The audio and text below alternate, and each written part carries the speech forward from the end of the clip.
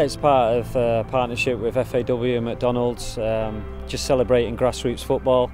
Ashley, who is coach of the team, won a special recognition award last year, so yeah, it's just coming down and seeing him and seeing how he is and what's happened really since he's got the award. I think it's really important that people nominate their local volunteers, their local coaches within the community or local clubs, because some of these coaches don't perhaps get the recognition that they deserve, and you know, it's recognising the hard work that they put in.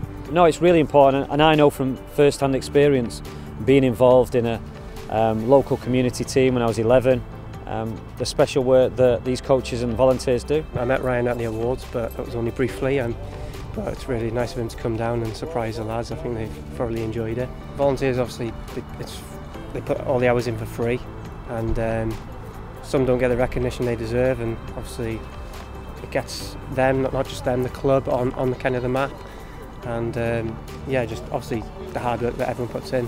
No, it's really important. Like I say, you know, I went on to play for my country, and I was part of grassroots football. So, you know, you could be seeing the players of tomorrow who will be turning out for the national team. So, hopefully, we'll unearth, you know, a Gareth Bale, Aaron Ramsey, Joe Allen, because everyone has to start somewhere. And I think it's really important that McDonald's, the work that they do, and the FAW support local communities.